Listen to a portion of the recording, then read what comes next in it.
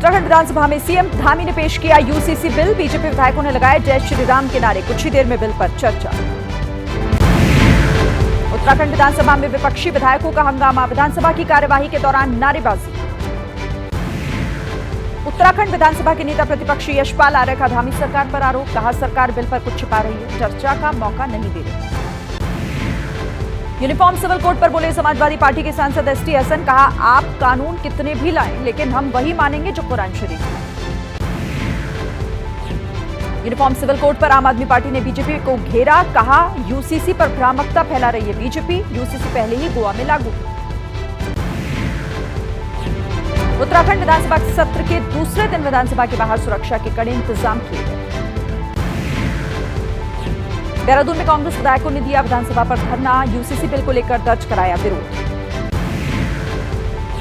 दिल्ली में आम आदमी पार्टी के बड़े नेताओं के घर पर ईडी की छापेमारी। आम आदमी पार्टी के सांसद एनडी गुप्ता और केजरीवाल के निजी सचिव पर छापेमारी।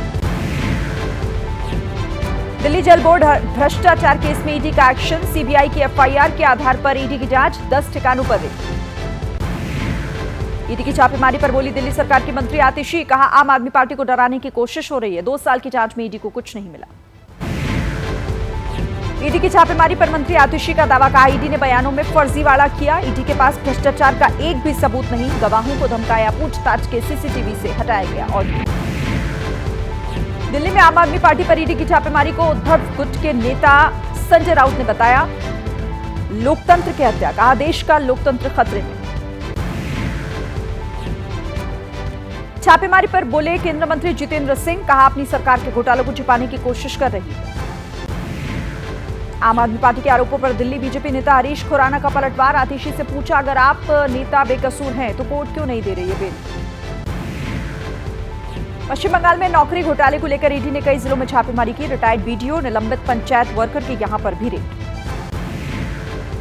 यूएई सरकार ने न्योते पर उनके स्टे गेस्ट बनकर अबुधाबी पहुंचे स्वामी नारायण संस्था के महंत स्वामी महाराज। यूएई सरकार के मंत्री ने स्वागत किया। 14 फरवरी को पीएम मोदी मंदिर का उद्घाटन करेंगे। गोवा के दौरे पर पीएम मोदी ओएनजीसी सी सर्वाइकल सेंटर का उद्घाटन किया। गोवा को 1330 करोड़ की परियोजनाओं की सौगात। गोवा में इंडिया एनर्जी वीक कार्यक्रम के दौरान बोले पीएम मोदी। कहा भारत जल्द ही विश्व की तीसरी सबसे बड़ी अर्थव्यवस्था बनेगा। सबसे तेजी से बढ़ती हुई अर्थव्यवस्था में से एक है भारत। बिहार के डिप्टी सीएम सम्राट चौधरी ने वित्त विभाग का कार्यभार संभालते ही ऐलान किया 94 लाख नौकरियां देने का तय किया लक्ष्य। कहा बहुमत में है सरकार। जीतन राम मांझी का फिर छलका दर्द। कहा एक रोटी से नहीं भरता पेट, इसीलिए मांग रहे 2 रोटी। नई सरकार में अधिक हिस्सेदारी की मांग। चंडीगढ़ मेयर चुनाव को लेकर यूथ कांग्रेस का प्रदर्शन। कार्यकर्ताओं ने प्रिसाइडिंग ऑफिसर का पुतला फूंका। प्रिसाइडिंग ऑफिसर के खिलाफ केस दर्ज की मांग। बेंगलुरु में बीजेपी कार्यकर्ताओं ने किया प्रदर्शन। कहा दुग्ध उत्पादन के लिए सब्सिडी न देकर किसानों के साथ अन्याय कर रही है प्रदेश सरकार। आंध्र प्रदेश के अमरावती में टीडीपी का विरोध प्रदर्शन। विधानसभा के बाहर जगनमोहन सरकार के खिलाफ नारेबाजी की। दिल्ली से लश्कर-ए-तैयबा मॉड्यूल का सक्रिय आतंकी गिरफ्तार। जम्मू कश्मीर के कुपवाड़ा में सक्रिय आतंकी रियाज अहमद को दिल्ली पुलिस ने पकड़ा। सीमा पार से हथियार करता था सप्लाई। आज रामलला के दरबार में अरुणाचल सरकार मुख्यमंत्री पेमा खांडू समेत पूरी कैबिनेट ने रामलला के दर्शन किए। यूपी के वाराणसी में श्रद्धालु ज्ञानवापी परिसर में पूजा करने पहुंचे। परिसर के बाहर सुरक्षा के पुख्ता इंतजाम किए गए। एमपी के हरदा में पटाखा फैक्ट्री में जोरदार धमाका। 8 लोगों की मौत। 50 से ज्यादा घरों में पहुंची आग की लपटें। पीएम ने जताया दुख।